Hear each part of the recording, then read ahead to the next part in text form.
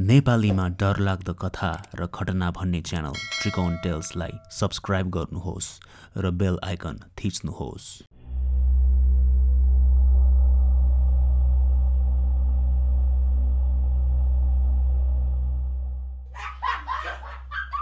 मलाई गाउँमा सबैले सानो भन्ने, सानैदेखि म सानी अनि अत्यन्तै धेरै ज्ञानी भएर पनि बुबा आमाले सानो सानो भनेरै बोलाउन थाल्नुभयो।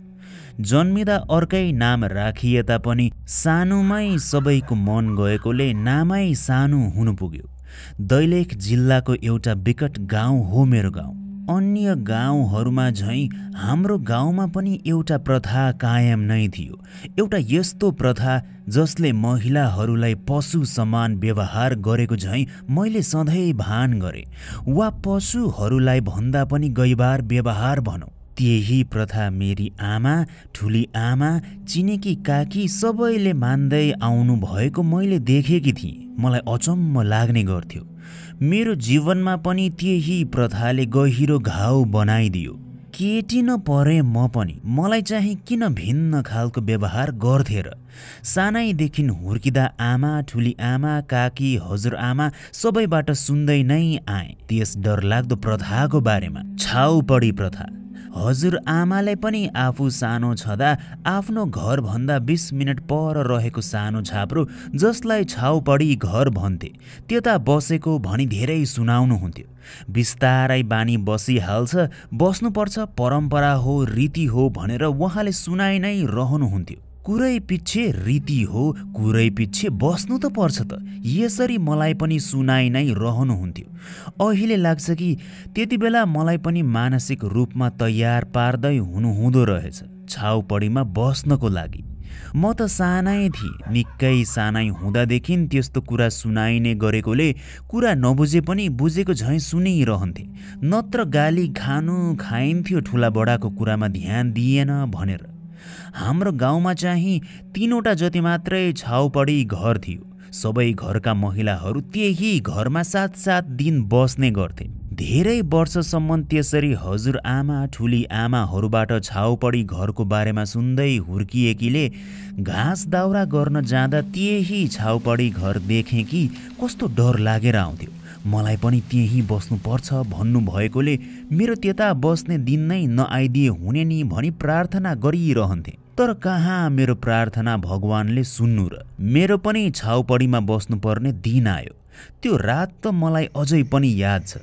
8 जति बज्दै थियो। हजुरआमा त कहिले यो छाउपडीमा जान्छे भनी आतुर हुनु भएको झैं ल यता छोइएला, फेरि उता गइहाल भन्दै मलाई छुँदा उहाँको हात जल्छ झैं गर्नु भएको त कहाँ बिर्सिन सक्छु र मैले।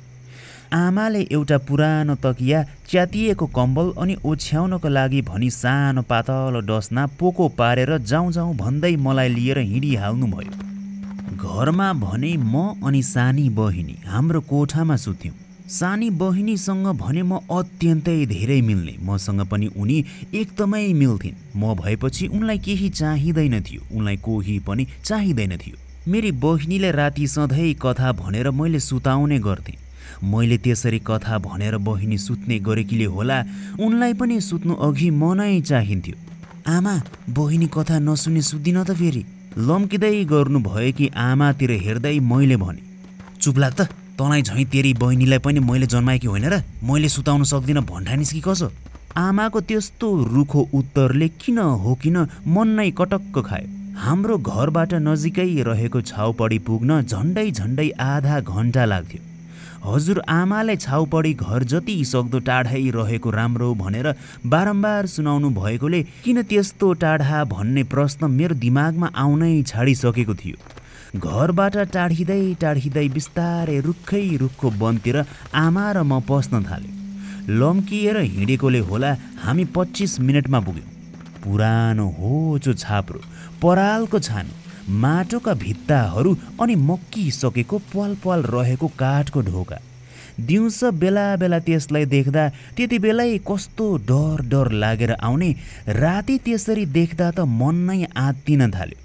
आमाले हतारिँदै ढोका बेसरी ठेल्नुभयो अनि उहाँले बोक्नु भएका सिरानी, डसना अनि कम्बल भुइँमा राखिदिनु भयो। ल राम्ररी बस है, सुतिहाल। म त वाल्ल परे। तपाईँ जान लाग्नु भएको र आमा? आमा बस्नुहुन्छ कि भन्ने आश मेरो मनमा थियो, तर जान लाग्नु भएको बुझेपछि मन आत्तिन थाल्यो। एउटा टर्च लाइट बोक्नु भएको थियो आमाले। खल्तीबाट 2वटा मोमबत्ती निकाली एउटा मलाई दिई अर्को भने आफैले समाई सलाइको काँटी कोरेर त्यो मोइन बालिहाल्नुभयो अनि मेरो हातमा थमाइदिनुभयो। अनि आमा त फटाफट लाइटले यताउता हेर्दै लम्किँदै घर फर्किनुभयो। म बिचरी आमालाई हेरि नै रहेकी थिएँ। दिउँसै डर लाग्ने ठाउँमा राति एक्लै बस्न जाँदै थिएँ। मन त काँपिरहेको नै थियो।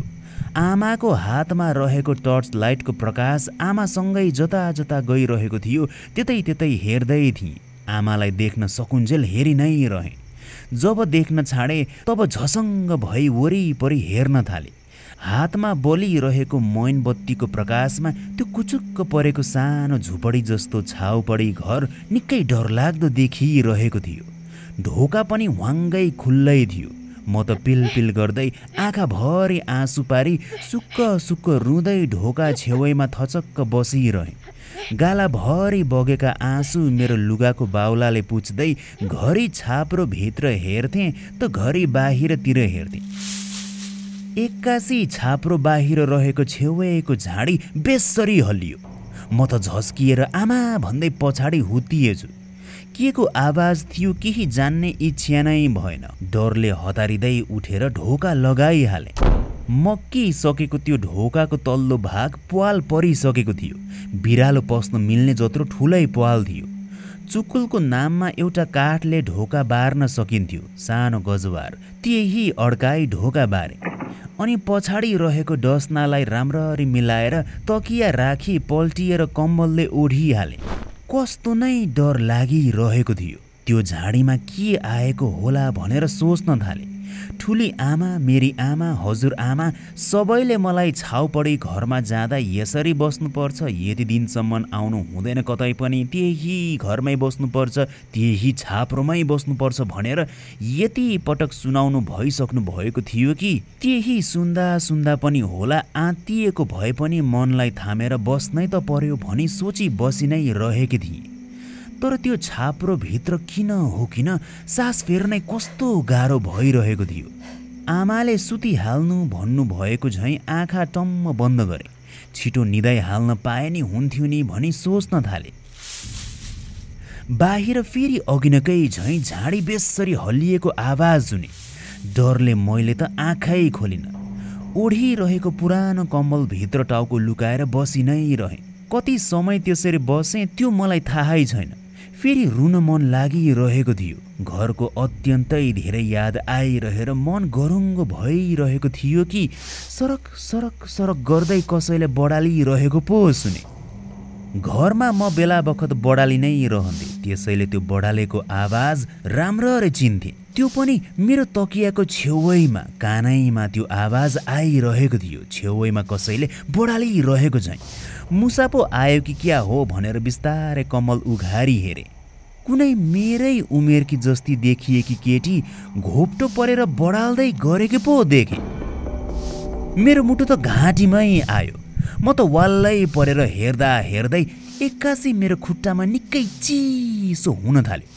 झट्टै खुट्टातिर हेर्छु त निकै ठुलो सर्प पो मेरो खुट्टामा बेरिन खोज्दै रहेछ। म त आत्तिएर डरले चिच्याउन थालेछु। झसङ्गै भई म त बिउजिएँ। आमाले बाहिर ढोका ढकढकाउँदै हुनुहुन्थ्यो। एकैछिन त के भयो कसो भयो बुझ्नै सकिन। भर्खरसम्म देखेकी अन्धकार कोठा पुरै उज्यालो भइसकेको थियो। अर्थात् भर्खरै जे देखेकी थिएँ त्यो त मेरो सपना पो रहेछ। कतिखेर म निदाइ वरी त्यसरी मैले सपना देखेकी रहेछु। जुरुक्क उठेर आफ्नो खुट्टातिर हेरेँ अनि कोठा वरिपरि हेरेँ। न भित्र म बाहेक अरू कोही थियो न कतै सर्प देखेँ नै। डराउँदै जुरुक्क उठेर डसनालाई लात्ताले पल्टाउँदै हेरेँ। मुनि पो सर्प गुजुल्टिएर बसेको छ कि भनेर। होइन, त्यो सपना नै हो भनेर यकिन भएपछि मन अलि ढुक्क भयो। सायद थकान र डर मिश्रित भएको कारणले होला म राति कतिखेर निदाए मलाई थाहै भएको थिएन। ढोका खोले, पसिना पसिना भएको देखि आमा पनि निन्याउरो अनुहार पार्दै भन्नुभयो, के गर्छ सानो, गाउँको रीति नै रहेछ यस्तै। ला खाना लिएर आइदिएको छु, खाए। सानो कचौरामा आमाले खाना लिएर आइदिनु भएको थियो। हुन्छ भन्दै मैले कचौरा लिएर खाना खाएँ। दिउँसो घरमा जान पाउँछु कि भन्ठानेको पुरै 7 दिनसम्म यहीँ बस्नुपर्ने भनेर थाहा पाएँ। के गरेर बस्नु म यहाँ आमा? मैले आमालाई सोधेँ। आमाले केही पनि उत्तर दिनु नै भएन। ल म गएँ भनेर फर्किनु भयो। दिउँसपुरी म यत्तिकै बसेँ। मेरी सानी बहिनीलाई सँगै लिएर आमा साँझतिर आउनुभयो। दिदी यता सुत्ने हो, म पनि सुत्छु भनेर छाउपडी घरभित्र उनी आउन लाग्दा, नहतारिन कान्छी, केही वर्षपछि बस्ने हस् भन्दै आमाले बहिनीलाई भित्र पस्नै दिनु भएन। रातिको लागि भनेर साँझ नै खाना छोडिदिएर राति बाहिर ननिस्की है भनी आमा जानुभयो। बहिनी भने पछाडि त्यो छाप्रोतिर हेर्दै अनि मलाई हेर्दै पिल पिल आँखा मलाई देखाउँदै थिए। आमाले बहिनीको हात तान्दै लग्दै हुनुहुन्थ्यो। मसँग बहिनीको सम्बन्ध भगवानको कृपाको कारण यस्तो राम्रो थियो कि म भए उनलाई कोही चाहिँदै नचाहिने, त्यसैले पनि उनी मसँगै बस्न खोजिरहेकी थिइन्। तर छाउपडीमा बसेकी हुनाले मलाई कसैले पनि छुन अनुमति नै थिएन। बिस्तारै रात पर्न लाग्यो। बन नै त पर्यो। वरपर रुखै रुख, झाडी नै झाडी। रात पर्न थालेपछि किरा फट्याङ्ग्राहरू उस्तै गरी कराउन थाले। त्यस दिन पनि 3वटा मैनबत्ती आमाले छाडेर जानु भएको थियो। अघिल्लो रातको सपना सम्झिएरै मलाई त कस्तो डर लागिरहेको थियो। खुट्टामा बेरिएको त्यो चिसो सर्पो जसरी सपनामा महसुस गरेकी थिएँ, साँच्चै खुट्टामा बेरिएकै झैँ लागेरै त बिउझिएकी थिएँ। त्यो छाउपडी घरको ढोका पनि फेरि उस्तै गरी मकिएको। ढोका मुनि झनै सर्पो मजाले पस्न मिल्ने प्वाल रहेको थियो। डरले म त त्यही ढोकालाई हेर्दै बसेँ। अन्धकार यस्तो तीव्र गतिमा हुँदै थियो कि आँखा झिम्काएसँगै आकाश निलोबाट रातो, रातोबाट कालो हुँदै गयो। त्यही बेला मलाई शौच गर्न मन लाग्यो। बाहिर जाउँ भने हिजो झाडी हल्लिएको सुनेकी थिएँ। केही होला कि बाहिर भनेर डर लाग्दै थियो। भित्रै शौच गरौँ भने कहाँ आफू सुत्नुपर्ने ठाउँमा त्यस्तो गर्नु। डराउँदै बिस्तारै म बाहिर गएँ। सुस्तरी सुस्तरी हावा लाग्दै थियो। वरिपरि हेर्दै शौच बसे। अघिल्लो राति जसरी झाडीबाट आवाज आएको थियो उस्तै गरी परको झाडीबाट आवाज आउन थाल्यो। बेसरी हल्लिन थाल्यो झाडी त। म त डरले छिटो छिटो छाप्रोभित्र पसिहालेँ। आधा शौच गर्दा गर्दै त्यसरी भागेकी थिएँ। फेरि डराउँदै बिस्तारै ढोका खोली बाहिर हेरेँ। त्यसले खान्छ। झसङ्गै भई म त ढोकामै ठोकिएँ। मेरो कानै छेउमा कसैले ठुलो स्वरमा त्यसले खान्छ भनेको प्रष्टै सुनेकी थिएँ। मैले मैनबत्ती भने बालिसकेकी थिइनँ। ढोका ढाम्म ढुम्म लगाउँदा त त्यो छाउपडी घरभित्र पुरै अन्धकार हुन्थ्यो। धन्न छेउमा मैन सलाई थियो र सलाइमा मेरो हात गइहालेर सलाई हतारिँदै उठाई कोरिहालेँ। एकचोटि कोरे बलेन, 2 चोटि पनि बलेन। तेस्रो पटक कोर्दा भने सलाई बल्यो। सलाइको आगोमा कोठा एकैछिन उज्यालो भयो र उज्यालो भएसँगै मैले देखेँ कि कोठाको कुनामा कोही टुक्रुक्क बसिरहेको थियो। डरले सलाइको काँटी नै हातबाट खस्यो। म आफै ढोकाको कुनातिर सरिहालेँ अनि अर्को काँटी हतारिँदै बालिहालेँ। तर यसपालि नजर भने हातबाट कतै पनि हटाइन। मैनमा सलाइको आगो सारेर जब आगो अलि ठुलो बल्यो तब बिस्तारै त्यो कुनामा हेरेँ। त्यो कुनामा अब त कसैलाई पनि देखिन। एक्कासी अघिल्लो राति देखेको सपना पो झलझल्ती याद आउन थाल्यो। मेरो तकियाको छेउमा कसैले त्यो बढालिरहेको सपना। अघिल्लो राति सपनामा जुन केटीलाई देखेको थिएँ त्यही केटी पो भर्खरै बसेकी हो कि झैँ मनमा लाग्न थाल्यो। त्यसरी कुनामा अघि न कोही बसिरहेको त्यही केटी पो हो कि भनी सोच्न थाले। डरले म त केही बोल्नै सकिरहेकी नै थिइनँ। मेरो ढाड भने ढोकामै टाँसिरहेको थियो। मैनबत्ती घरि दायाँतिर लग्थेँ त घरि बायाँतिर लग्थेँ। ढोका मुनि रहेको प्वालबाट बिस्तारै हावा भित्र पस्दै थियो। एक्कासी त्यो ढोका मुनिको प्वालबाट कुकुरले सुँग्दै गरेको जस्तो पो लाग्यो। अनि त्यसपछि मैले सुनेको आवाज त कहाँ बिर्सिन सक्छु र। बेसरी गर्जिएको आवाजसँगै मेरो ढाड टाँसिएको ढोकामा बलियो पन्जाले हानेको सुने। पुरानो ढोका, सानो गजवार जस्तो ढोका बार्ने चुकुल त थियो। ढोकामा टाँसिएको मेरो ढाड नै हल्लिने गरी ढोका हल्लियो। म त डरले अगाडि रहेको मेरो डसनामा पुगिहालेँ। मैनबत्ती पनि ढल्यो, तर धन्न निभेन। हतारिँदै मैनबत्ती उचालेर मेरो छेउमा राखेँ। ढोका पछाडि त बाघ पो थियो। बाहिर फेरि गर्जिएको आवाज सुने। सायद मेरो गन्ध पाएर मलाई खान भनी आएको थियो होला। त्यसले खान्छ। फेरि अघिनकै झैँ त्यसले खान्छ भनेको आवाज सुने, तर सुस्तरी। अनि त्यस लगत्तै बेसरी डर लाग्दो पारामा कानको जाली नै फुट्ने गरी त्यही दुई शब्द अर्को कानमा करायो। झसङ्गै भई त्यो कान छोपेर आवाज आएतिर हेर्दा कोही पनि देखिन। वरिपरि हेरेँ, म बाहेक कोठामा कोही पनि थिएन। एक्कासी सुक्क सुक्क गर्दै कोही केटी मान्छे रुँदै गरेको आवाज सुने। वरिपरि हेर्छु, तर कोही पनि छैन। त्यो बिस्तारै सुक्क सुक्क गर्दै रोइरहेको आवाज कहाली लाग्दो पारामा बेसरी रुँदै गरेको आवाजमा परिणत भयो। मेरो कानैमा गुन्जिन थाल्यो। मेरै अगाडि कोही छ, कराइरहेको छ, रुँदै छ झैँ सुन्दै थिएँ, तर देख्न भने कोही पनि देखिरहेको नै थिएन। त्यो रात त कसरी कटाएँ मलाई मात्रै थाहा छ। कति समयसम्म भनेर त थाहा छैन, तर लाग्छ झन्डै एक घन्टाको अन्तरालमा बेसरी कुनै केटी कराएकी आवाज सुनिन्थ्यो, बेसरी रोएको आवाज सुनिन्थ्यो, अनि शान्त भइहाल्थ्यो। यसरी नै रातभर चलि नै रह्यो। बिहान हुन लाग्दा रातभर जागा भएको कारणले होला म निदाउन पुगेछु। सुत्दा सुत्दै चिसो महसुस भएर आँखा बिस्तारै खुल्यो। अनि लौन साँच्चै नै सर्पो आयो कि भनेर झसङ्ग भई हेर्दा पानीले मेरो डसना अनि सिरानी पुरै भिजेको रहेछ। झमझम पानी बाहिर त परिरहेको पो रहेछ। निन्द्राबाट बिउझिएपछि बल्ल वरिपरि राम्ररी हेर्न थालेँ। अघिल्लो रातको जस्तो बाघको नजिकमा कहिल्यै पनि परेकी नै थिएन। त्यसैले ढोका खोलिहाल्न पनि डर लाग्दै थियो। तर बिहान भइसकेर सूर्य टाउको माथि नै आइपुग्न लागिसकेको झैँ लाग्दै थियो। मकिएको ढोका मुनिबाट पानी मजाले भित्र पस्दै रहेछ। त्यसैले भिजेको थियो मेरो डसना, पुरै भिजिसकेको रहेछ। कोठा पुरै उज्यालो रहेकोले वरपर हेर्दै बिस्तारै ढोका खोले। बेसरी दर्किरहेको पानीमा वरपरका रुखहरू मच्चिँदै थिए। किन हो किन त्यो दर्किरहेको पानीमा एक किसिमको शान्ति महसुस गर्दै थिएँ। भिजेको डसनामा ढाड परेको हुनाले मेरो ढाड चिसिएको थियो। टुक्रुक्क ढोका अगाडि बसी ढोका खुल्लै पारी वरिपरि हेर्दै थिएँ।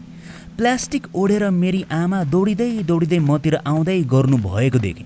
गाईले लात्ताले हानेर दुध घोप्राइदिइहाल्यो, फेरि दुध दुनु पर्यो भनेको मलाई लात्ताले हानेर हातै मर्काइदियो भने बिहानैदेखि पानी दर्किएकोले रातो माटोले लिपेको आँगन फेरि हजुरआमा फेरि लड्नु भएछ। छाउपडी घरमा नातिनीलाई छोइस् कि क्या हो तैँले भनेर मलाई पो साफ गाली गर्नु भयो क्यारे। आमाले यसरी मलाई झन्डै झन्डै एकै सासमा सुनाउनु भयो। प्लास्टिकले ओढेर फेरि सुक्खा कहाँ हुन सक्नु र पिचरी आमा पनि निथ्रुक्कै रुजिसक्नु भएको थियो। अझ गाईले लात्ता हानेको हात निलै भएको थियो। तँलाई गाह्रो त भएको छैन नि बा भनेर लरबरिएको स्वरमा आमाले मलाई च्याप्पै समाउनु भयो। छाउपडीमा बस्दा उनीहरूलाई छोए नराम्रो मात्रै हुन्छ भन्छन् बुढी, नछुदा नै यस्तो भयो, म त छोइदिन्छु मेरी छोरीलाई। तातो न साह्रो। यति भन्दै आमाले मेरो टाउको मुसार्दै मलाई हेरिरहनु भयो। लौन नि, ढाड त निथ्रुक्कै भिजेछ नि तेरो त।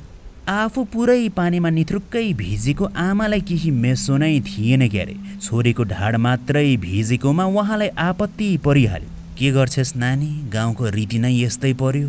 त्यति भन्दै मेरो ढाडको लुगालाई हातले बटारी बटारी निचर्दै आफ्नो पटुकाले पुछिदिएर खाना मेरो कचौरामा हालिदिई ल खा है भनी उहाँ दर्किरहेको पानीमै प्लास्टिक ओढेर फेरि दौडिँदै फर्किनु भयो। मैले भने आमा फर्किरहनु भएको हेरि नै रहेँ।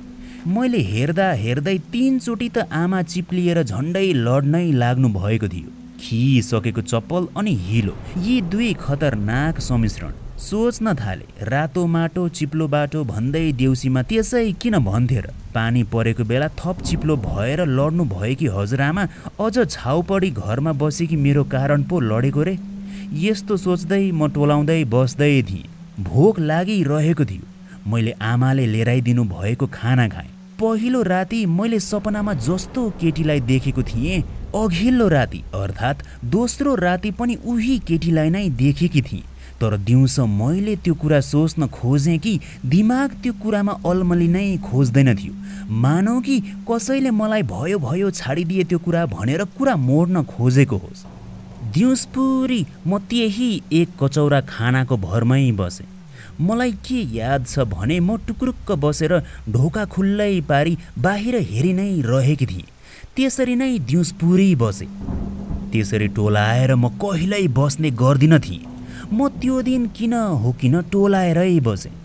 तर के पनि याद छ भने मेरो दायाँ आँखाको कुनामा त भित्तो थियो, तर बायाँ आँखाको कुनामा भने कोठाको खाली ठाउँ। त्यही खाली ठाउँमा घरिघरि कुनै केटी उभिरहेको त घरिघरि मेरै छेउमा टुसुक्क बसिरहेकी झैँ देखेकी थिएँ। तर मैले किन आत्तिएर त्यो बायाँतर्फ हेरिन मलाई थाहै छैन। अत्यन्तै टोलाएर म त एक सुरले बाहिर हेरि नै रहेकी थिएँ। त्यसरी बस्दा बस्दै साँझ पर्न थालिसकेको थियो। पानी पनि दिउँसपुरी परेर बल्ल बल्ल रहेको थियो। आमा हतारिँदै आउनुभयो। एउटा गुन्द्री अनि पुराना तन्नाहरू लिएराइदिनु भएको थियो। साथमा खाना पनि कचौरामा हालिदिनु भयो। कपडा पनि परैबाट दिनुभयो अनि खाना पनि। कचौरा थापथाप छोइएला फेरि भन्दै हालिदिनु भयो। अघि न घर पुगेर हजुरआमाबाट थप गाली खानु भएको रहेछ झैँ मैले बुझिहालेँ। छाउपडी घरमा बसेकी छोरीलाई छोइएला नि है भनी आमालाई पक्कै पनि हजुरआमाले गाली गर्नु भएको होला। आमा त्यसरी खाना दिइवरी फर्किहाल्नुभयो। आमा बागाउला लट्ठी बोकेर जानुहोस् है। आमा फर्किन लाग्नु भएको बेला मैले आमालाई भनेछु। कसरी भने कसरी म उहाँलाई त्यो वाक्य भन्छु भन्ने सोचेकी नै थिएन। आफै मुखबाट फ्याट्टै आयो। हुन पनि अघिल्लो राति बाघ त्यत्रो नजिकै आएकै हो मेरो। त्यसैले भित्रैबाट आमालाई बाघको बारेमा सतर्क पारेको हो कि भनी मैले अनुमान लगाएँ। तर त्यो वाक्य म आफैले बोल्छु नै भनेर त्यसरी बोलेको भने हुँदै होइन। आफ्नै बोली सुनेर अचम्म लागिरहेको थियो।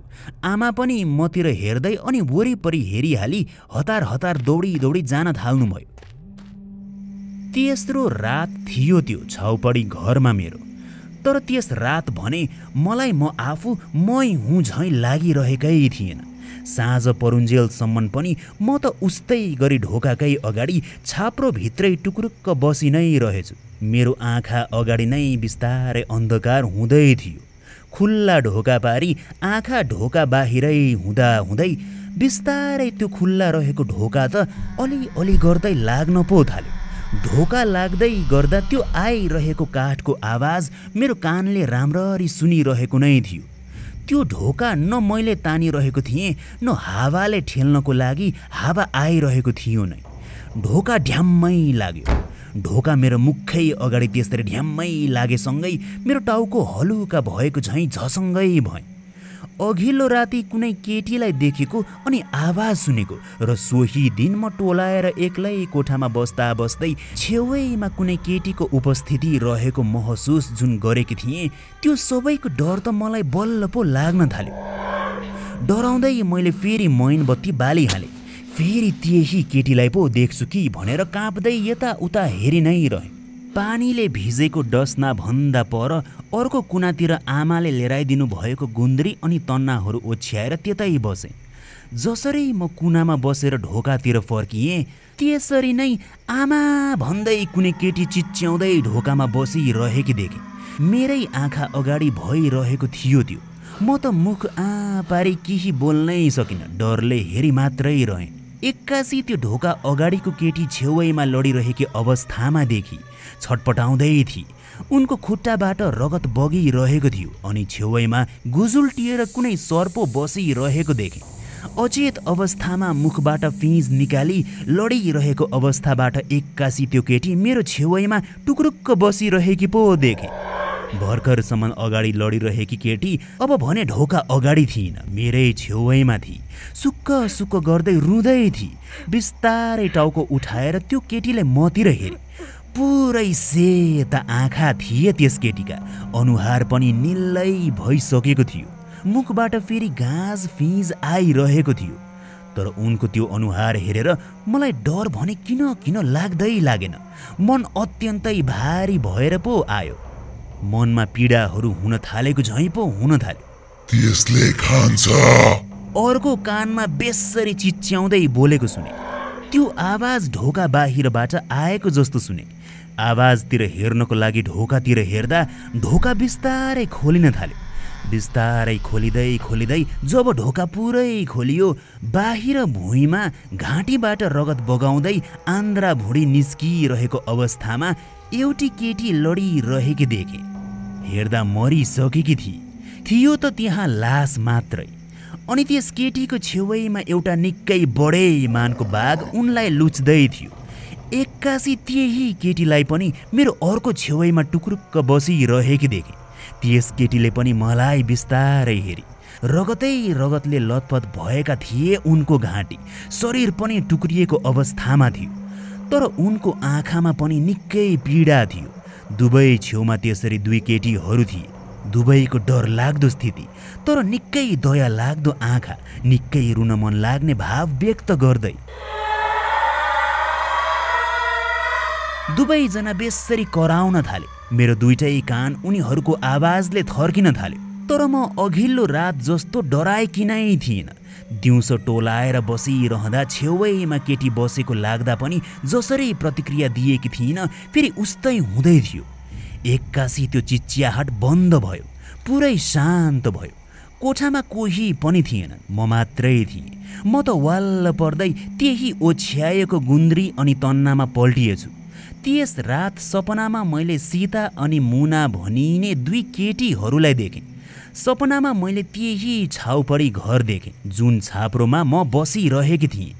उमेरले मै सरहकी मुना उनी पनि यही छाप्रोभित्रै सुतिरहेकी देखेँ। बिस्तारै ढोकाको कुनाबाट एउटा सर्पो आएर उनलाई टोकिहाल्यो। दुखाएको कारण आत्तिँदै उनी उठिन्, तर छटपटाउँदै त्यही उनको मृत्यु भयो।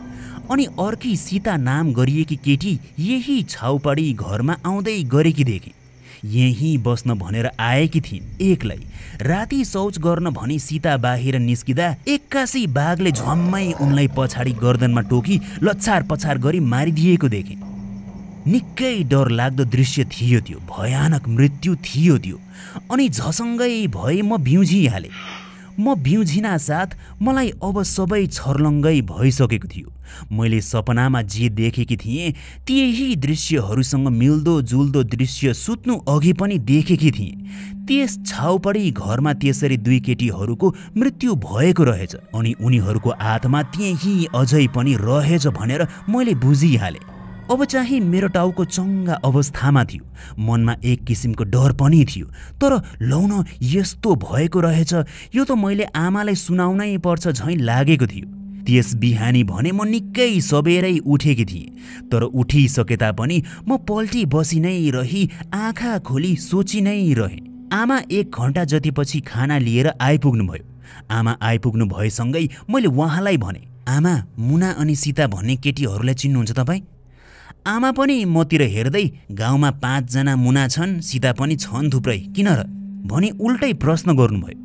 म त सरासर घरतिर हिँडेँ। म त्यसरी घरतिर लागेपछि आमा मेरो पछि किन घरतिर गएकी, अझै केही दिन बाँकी छ त यहाँ बस्न भन्दै मेरो पछि आउन थाल्नुभयो।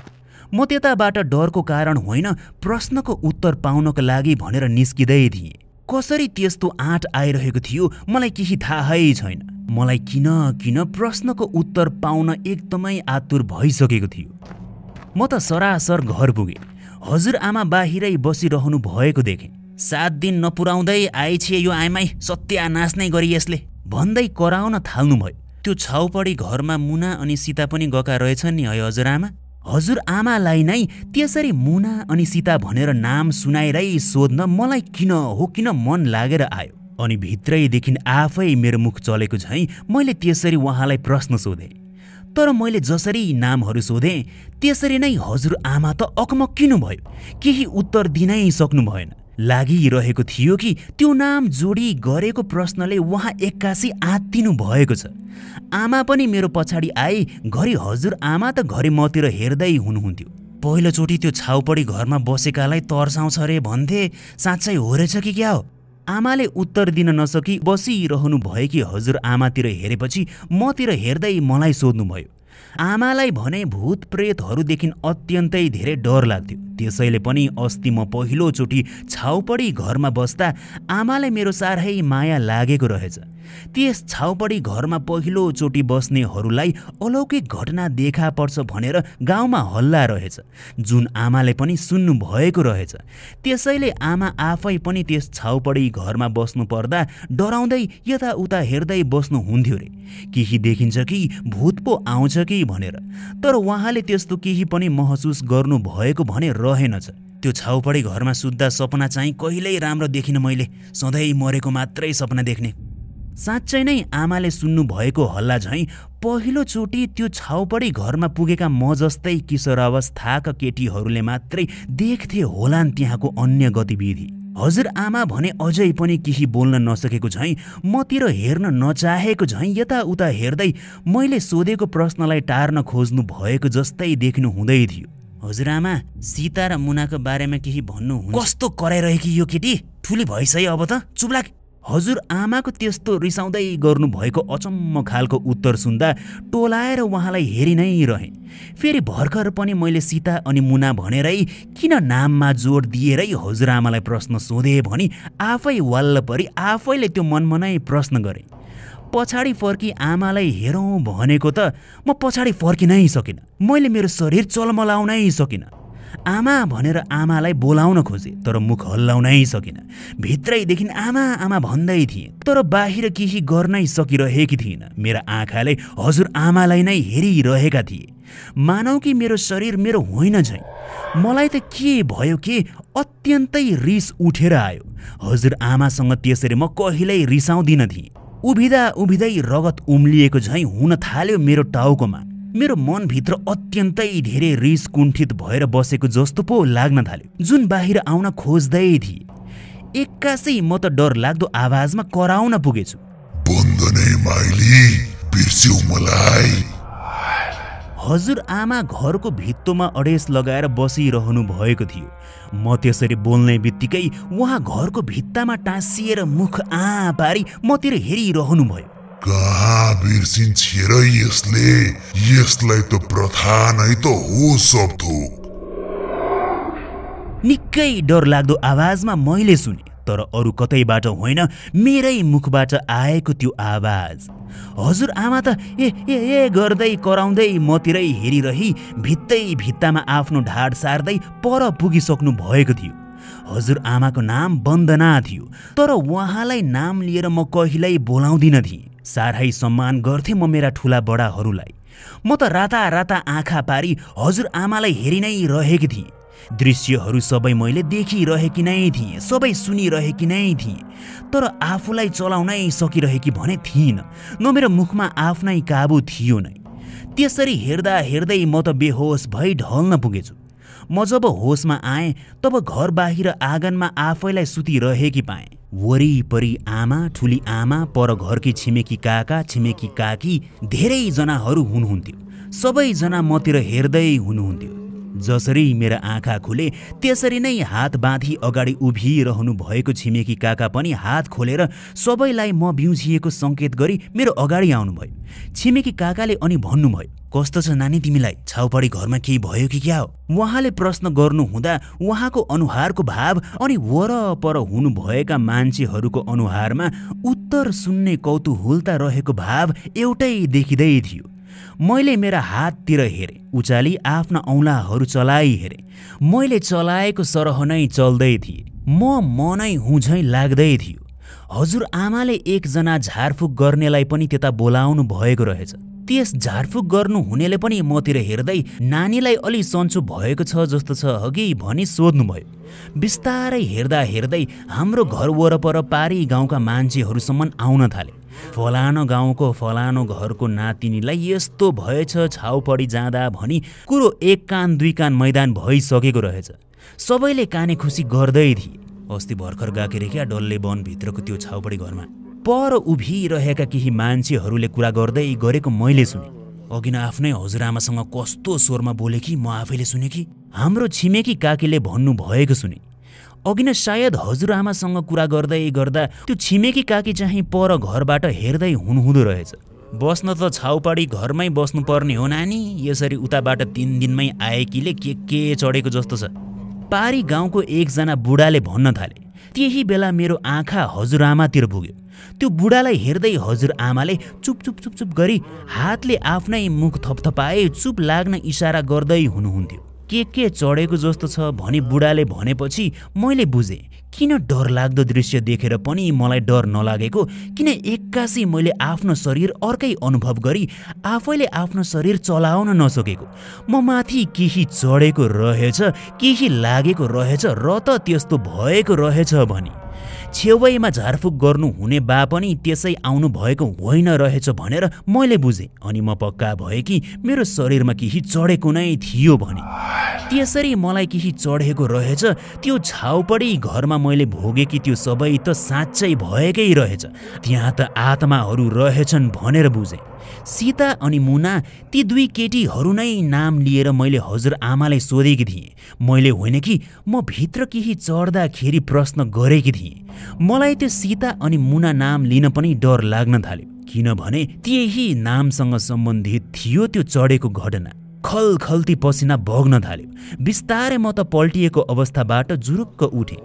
म उठ्ने बित्तिकै गाउँका बुढापाकाहरू ल अब छाउपडी घरमै पठाउनुपर्छ भनी कुरा गर्दै थिए। त कोही महिलाहरू होइन बिरामी छिन्, भोलि पठाउनुपर्छ, आज घरमै राख्नुपर्छ भन्दै थिए। त्यो म जुन छाउपडी घरमा गएकी थिएँ त्यो घरमा प्राय अधवैँसे आइमाईहरू मात्रै आफ्नो समय हुँदा जाने गर्थे। धेरै पहिले चाहिँ मै जसरी पहिलोचोटि छाउपडीमा बस्नुपर्ने हुँदा केही केटीहरू गएका रहेछन् अनि पागल भएर पो फर्किएका रहेछन् तिनीहरू त। यो कुरा पनि म त्यहीँ बस्दा बस्दै केही बुढाबुढीहरूले कुरा गर्दै गरेका सुनेर थाहा पाएको। बुढाहरू भने ती केटीहरू पनि छाउपडी घरबाट भागेकाले दैव शक्तिले बहुलाएका थिए मात्रै, अरू केही होइन। यो नानी पनि आइहाली, अब सर्वस्वै हर्ने भयो यिनको परिवारको भनेर लौ जेसुकै गरो भनी आफ्नो आफ्नो बाटो लागे। म उठेदेखि केही बोलेकी नै थिइनँ। तल भुइँतिर हेरी मात्रै रहेको थिएँ। लाभा लस्कर भई हिँडिरहेका कमिला अनि कमिलाले मारेका फट्याङ्ग्रो बोक्दै गरेको दृश्य म किन हो किन टोलाएर हेर्दै थिएँ। आँखा अड्हिएर मस्तिष्क भने त्यही छाउपडी घरतिर डुलिरहेको थियो। मैले देखेका दृश्यहरू मैले सम्झिँदै थिएँ। त्यो छटपटिएर सर्पदंशबाट मरेकी केटी अनि बाघको शिकार भई विक्षिप्त भई मरेकी केटी, उनीहरूको त्यो मृत्यु आफ्नै आँखा अगाडि भएको झैँ देखेकी थिएँ। र त्यस लगत्तै उनीहरू नै मेरो छेउैमा टुसुक्क बसी मतिर हेरी रुनु कराउनु त्यो उनीहरूकै आत्मा थियो। उनीहरू नै सीता अनि मुना थिए भनी त्यो त बुझिसकेको थिएँ। तर उनीहरू मेरो शरीरमा प्रवेश गरी मेरी हजुरआमालाई नै आफ्नै बारेमा सोध्नु अनि डरलाग्दो आवाजले छोटो संवाद गर्नु र हजुरआमा पनि उत्तिकै डराउनु मलाई यो कुराले खाँदै थियो। यो कुराले मलाई प्रश्नहरू सोध्न बाध्य तुलाउँदै थियो। साँझ भइसकेको थियो। हजुरआमा भने आफ्नो माथि रहेको कोठामै बसी ठुलो ठुलो स्वरमा मन्त्र पढ्दै हुनुहुन्थ्यो। प्रथालाई अत्यन्तै मान्नु हुने हजुरआमा अरू बुढाहरू झैँ मलाई छाउपडी घरमै फर्की भनी किन भन्न आउनु भएन, किन अझै भन्न तल आउनु भएको छैन भनी मैले त्यो कुरा बुझ्नै सकिनँ। सीता र मुना नामले नै उहाँलाई अत्याएको देखेपछि मैले आफूलाई थाम्नै सकिनँ। बिस्तारै माथि जाने भर्याङ आवाज नआउने गरी उक्लिएँ। माथि पुगी हजुरआमाको कोठातिर हेरेँ। कोठाको ढोका खुल्लै थियो। हजुरआमा त आफ्नो रुद्राक्षको माला हातमा लिई मच्चिँदै राधे राधे लेखिएका उहाँले पूजा गर्नु हुँदा लगाउनु हुने कपडा टाउकोमा घपलक्क ओढी जप्दै हुनुहुँदो रहेछ। हजुरआमाले त्यसरी मच्ची मच्ची जप्नु भएको मैले कहिल्यै पनि देखेकी नै थिइनँ। उहाँ आत्तिनु भएको छ भनेर छर्लङ्गै देखिएको थियो। हजुरआमा, मैले ढोका अगाडि उभिएर बोलाएँ। झसङ्गै भई टाउको कपडा हटाई हजुरआमा फेरि पर सरिहाल्नुभयो। मैले बोलाउने बित्तिकै ठुला ठुला आँखा पारी स्वा स्वा गर्दै खुल्ला मुख पारी मतिर एकैछिन हेरि नै रहनुभयो हजुरआमा। के भयो हजुरआमा? मैले प्रश्न गरेँ। के होइन, तल्छ म पाठ गर्दैछु। अनौठो प्रकारले आत्तिएको जसरी यति भनी उहाँ उभिरहनु भयो मात्रै। म पनि अनौठो मान्दै तल जान फर्किएँ अनि फेरि पछाडि फर्की हजुरआमातिर हेरेँ। म तलतिर फर्किनै लाग्दा हजुरआमा आफ्नो कोठाको ढोका लगाउन अघि बढिसक्नु भएको रहेछ। तर म पछाडि फर्की हजुरआमातिर फेरि हेरेपछि उहाँ त डरले टक्कै अडिनु भएको थियो। मानौ कि म ढोका नजिकै भएको कारण ढोका लगाउन उहाँलाई डर लागिरहेको होस्, मेरो नजिक आउन अप्ठ्यारो लागिरहेको होस्। म तल जानै लागेकी थिएँ कि एक्कासी आफ्नो पाइला चलाउनै सकिनँ, अघि बढाउनै सकिनँ। हजुरआमासँग अघि न बेहोस हुनु अगाडि कुरा गर्दा जस्तो महसुस गरेकी थिएँ त्यस्तै हुन थाल्यो। फेरि भित्रैदेखि उही रिस आउँदै गरेको, उस्तै महसुस हुँदै गरेको अनुभव भयो। पछाडि फनक्कै फर्किएछु, जुन म आफै फर्किएकी नै थिइनँ। फेरि म भित्र सीता वा मुना वा दुवैको आत्मा आयो होला त? मेरो मस्तिष्कका सोच अनि आँखाको हेराइ, यो सबै भने मेरो आफ्नै थियो, बाँकी केही मेरो हातमा नै थिएन। बन्दने माइली, बिर्स्यौ मलाई, नातिनीलाई किन नभनेको? फेरि उस्तै गरी डर लाग्दो आवाजमा कराउँदै हजुरआमातिर हेरी मेरो भित्रबाट आवाज आइरहेको थियो, नातिनीलाई भन्, नातिनीलाई किन लुकाको भन्दै। रिसको कारण टाउकोमा रगत सलसल्ती बग्दै गरेको मैले महसुस गर्दै थिएँ। अत्यन्तै डर लाग्दो चिच्याहट मेरो मुखबाट आयो। वरिपरिका सामानहरू हल्लिँदै गरेको जस्तो पो लाग्न थाल्यो, मानौ सानो भूकम्प आउँदै गरेको होस्। हजुरआमा त आँखा पिलपिल पार्दै म भन्छु नानीलाई, म भन्छु भन्दै पछाडि पछारिएर उल्टो बामे सर्दै हुनुहुन्थ्यो। मेरी त्यस्तो हट्टाकट्टा अनि कडा स्वभावको हजुरआमालाई त्यस्तो मैले कहिल्यै देखेकी थिइनँ। मेरो शरीर मेरो काबुमा नभए तापनि मैले त्यो दृश्य सबै देखी मलाई निकै अनौठो, निकै अप्ठ्यारो र निकै डर लाग्दै थियो। मेरो शरीर एक्कासी अत्यन्तै कडा भएर वात्तै हलुको महसुस भयो, मानौ कि मेरो शरीरलाई कब्जा गरिरहेको तत्त्वले मेरो शरीर छोडेको होस्। मेरी आमा पनि भान्सा कोठाबाट दौडिँदै हजुरआमाको कोठा अगाडि आइसक्नु भएको थियो। मेरो त्यो डरलाग्दो आवाज सुनेर उहाँ पनि आत्तिएर मलाई हेर्दै नै हुनुहुन्थ्यो। हजुरआमा गम्भीर हुँदै अनि अलिअलि डराउनु भएको झैँ मेरो अगाडि आउनुभयो अनि भन्न थाल्नुभयो, यो कुरा मैले कसैले भनेको छैन नानी, ल सुनाइ। मेरो आमातिर हेर्दै उहाँलाई पनि इसाराले बोलाउनु भयो, बुहारी तिमी पनि सुन, तिमीलाई पनि थाहा छैन यो कुरा। सीता अनि मुना मेरा बाको तेस्री बुढीबाटकी छोरीहरू थिए, हाराहारी मेरै उमेरका थिए उनीहरू पनि। नातिनी बसेकी त्यो छाउपाडी पहिल्यै देखिन्थ्यो। मेरी आमा पनि बिहे गरेपछि त्यही छाउपाडी घरमै हरेक महिना बस्नुहुन्थ्यो, त्यही म पनि बसेँ। मेरो माइत पनि यही गाउँमै भएकोले त्यही छाउपाडीमै बसेकी थिएँ म सानो छँदा पनि। हामी सानै छँदा जब मेरा बहिनी सीता अनि मुनाको त्यता बस्ने पालो आयो, एउटीलाई सर्पले टोकेर 3 दिनसम्म थाहा पाइएन। उनी मरेकी 3 दिनपछि मात्रै घाँस दाउरा गर्न गएको बेला थाहा पाएको। अर्की पनि केही महिनापछि त्यही छाउपाडी घरमा बस्न गएकी थिए। त्यति बेला एउटा ठुलो बाघको आतंक थियो, त्यही बाघले खाइदिएछ। मैले नै भेटेको उनको मृत शरीरलाई। मलाई उनीहरू माइली माइली भनी बोलाउँथे। कस्तो मिलेर हुर्किएका थियौँ हामी। मलाई मात्रै थाहा छ म कति आत्तिएकी थिएँ त्यो बेला। प्रभुको इच्छा, के गर्न सक्छौँ भनेर ठुला बडाबाट त्यो कुरामा केही पनि कुरै भएन। मान्छे मर्यो, जलाइयो, सकियो, यति मात्रै झैँ भयो। बाले पनि हाम्रो प्रथा हो, कायम गर्नुपर्छ भनी कुरा टारिदिनु भयो। तर म भने बुवाको आज्ञाकारी छोरी। प्रथा नामको जड मेरो दिमागमा बुवाले नै त्यसरी गाडिदिनु भएको। त्यसैले मैले पनि हो त नि, त्यो मान्नै पर्छ भनी मान्दै आएँ। यसकारण उनीहरूको नाम सुन्दा उनीहरूको आत्मा अझै भड्किएको रहेछ भनेर बुझेपछि आत्तिएकी हुँ छोरी म। अन्यथा नसोच, अरू केही होइन छोरी, मैले केही गरेकै छैन, न मैले उनलाई मारेकी हुँ। यति भनी हजुरआमा उहाँ रुन थाल्नुभयो। एकैछिन त पागल हुनुभएको झैँ उहाँ बडबडाउन थाल्नुभयो। उहाँको मनको पीडा पनि मैले राम्ररी देख्न सकिरहेकी नै थिएँ। आमा पनि आत्तिएर हातमा बोक्नु भएको डाडु पनि कतिखेर तल भुइँमा खसालिसक्नु भएको रहेछ उहाँले थाहै पाउनु भएको थिएन। आँखाबाट बगिरहेका आँसु आमाले थाम्न सकिरहनु भएको थिएन। त्यसरी अबोध नानी सीता अनि मुनाको आत्मा देखा पर्ने रहेछ त्यहाँ। अनि किन पागल नहुन् त, पहिलोचोटि त्यता पुगेका केही नानीहरू कति तडपिएका थिए होलान् सीता अनि मुना त्यता मर्दा। त्यति भन्दै आमाले मलाई अँगाल्नुभयो। आमा अनि हतारिँदै तल गई छिमेकीहरू कहाँ पुगी त्यो कुरा सुनाउनु भएछ। यस्तो यस्तो भएको थियो, छोरीले यस्तो देखेकी रहेछ भनी सबै कुरा सुनाउनु भयो। त्यस दिन गाउँ उसै त छाउपडी घरको घटनाकै कुरामै भुलिरहेको, झनै थप कुरा आएपछि एक कान दुई कान हुँदै फेरि कुरा फैलियो। रात पर्न लागिसकेको भए तापनि हाम्रो घरमा मान्छेहरू फेरि भेला भइहाले। हजुर आमाले अघिनको झारफुक गर्ने मान्छेलाई पनि बोलाउनु भयो। छाउपडी घरमा जाउँ हिँड्नुहोस् भनी हजुरआमाले त्यस झाँक्रीलाई भन्नुभयो। त्यस गाउँमा बस्ने कमै बुढाहरूलाई मात्रै सीता अनि मुनाको मृत्युको बारेमा थाहा थियो। तर जतिलाई थाहा थियो ती सबै छाउपाडी प्रथाको अन्धो भक्तहरू थिए। ती कोही कोही बाहेक प्राय धेरैजना त्यही छाउपाडी घरतिर लागे। म पनि गएँ। हजुरआमा, आमा, ठुली आमा सबैजना सँगसँगै आउनुभयो। राति हुन लागिसकेको कारण हातमा टर्च लाइट त कसैले मसाल बोकेर झन्डै आधा घन्टाको समयमा हामी त्यही छाउपडी घरमा पुग्यौँ। जब हामी त्यता पुग्यौँ तब एउटा बेग्लै किसिमको हावा बगिरहेको मैले महसुस गरेँ। त्यो छाउपडी घरको ढोका बन्द हुँदै खुल्दै त्यसरी हावाले ठेल्दै गरेको झैँ देखिरहेको थियो। यही होइन त त्यो छाप्रो भनेर सँगै आएका केटाहरूले कुरा गर्दै थिए।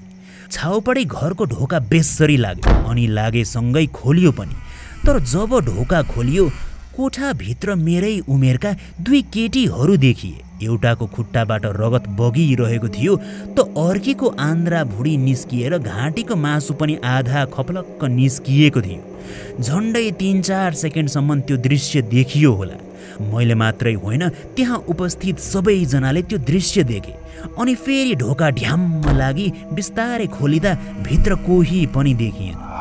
सबैले बुझिहाले साँच्चै पहिले सीता अनि मुना नाम गरिएकी केटीहरू छाउपडीमा आउँदा त्यसरी मृत्युको मुखमा धकेलिएका नै रहेछन्।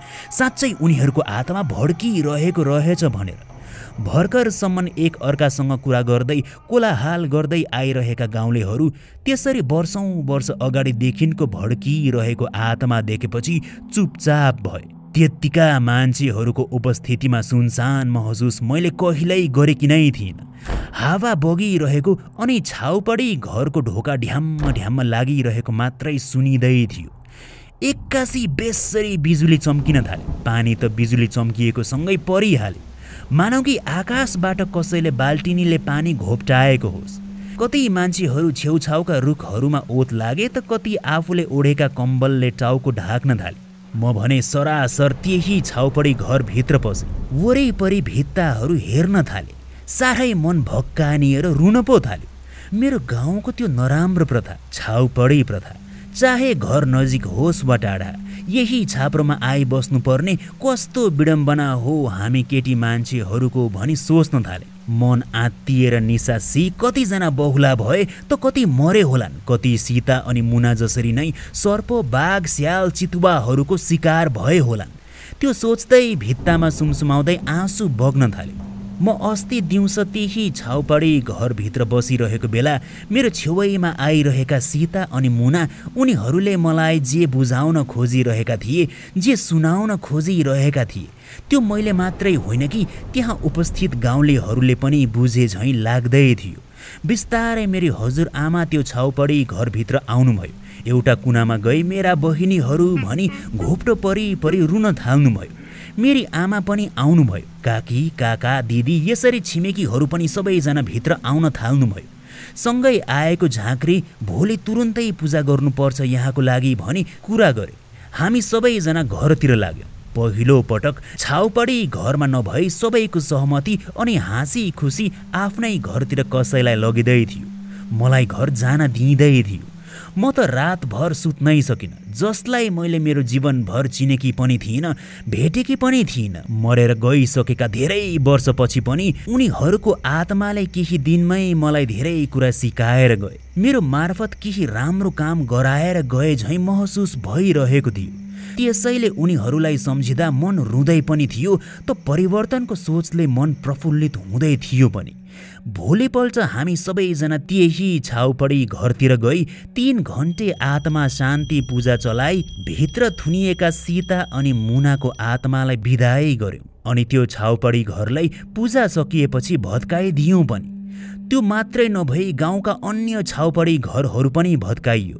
अर्को हप्ता ठुलै उपलब्धि गरियो। सबैजना ठुलाबडाहरू भेला भई छाउपडी प्रथाले राम्रो त गर्दै गर्दैन, बरु छोरीबेटीहरूलाई सबै किसिमले हानि पुर्याउँछ मात्रै भनी बुझी हाम्रो सिङ्गो गाउँ छाउपडी प्रथा मुक्त भनी घोषणा गरियो।